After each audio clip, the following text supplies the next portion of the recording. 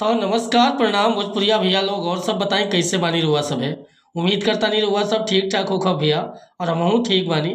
तो स्वागत बाटे आप सबके राइटर विजय बागी के चैनल पर। और आज उपस्थित बानी रुआ सबके बीच में लेके जीजा साली के मीटर तारीफ में ही गीत बाटे। अब बहुत बढ़िया मीटर सजौले बनी, बस एक नया म्यूजिक बनवा के अब बढ़िया तरीका से गायकी कर देता नहीं भैया तो गाना 100% बच जाई। चलिए देर ना करते हुए मैटर के शुरुआत कइल जा। आखिर ये गीत के कैसे गावे के बा, का एकर धुन बा, का लय बा। लेकिन वीडियो स्टार्ट कर से पहले भी एगो बात बतावल चाहो।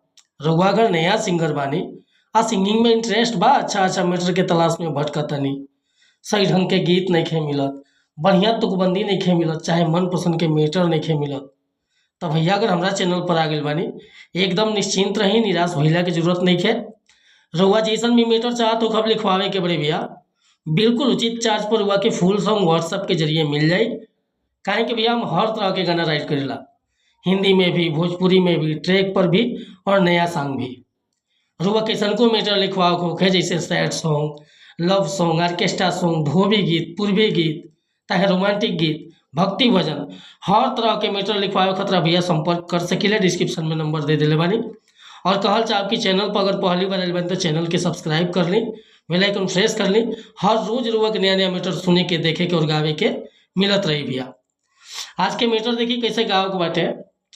जीजा देख के साली के का कहत रहन, अरे नाता में लागे साली हई ललकी ओढ़निया वाली, नाता में लागे साली हई ललकी ओढ़निया वाली, रहित जिनके पोखिया तो परिये लेखा बुझाली, रहित जिनके पोखिया तो परिये लेखा बुझाली, नाता में लागे साली हई ललकी ओढ़निया वाली, हो नाता में लागे साली हई ललकी ओढ़निया वाली, रोहित जैन के पखिया तो परिये लेखा बुझाली, रोहित जैन के पखिया तो परिये लेखा बुझाली, नाता में लागे साली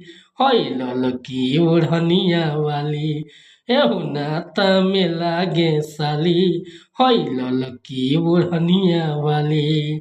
तो भैया ये मुखड़ा लेकर वह सबके बीच में उपस्थित रहनी हो। अगर ये मुखड़ा पसंद बा, फुल गीत लिखवावे के चाहता नहीं तो बेहिचक हमारा व्हाट्सअप नंबर पर संपर्क कर सकीले।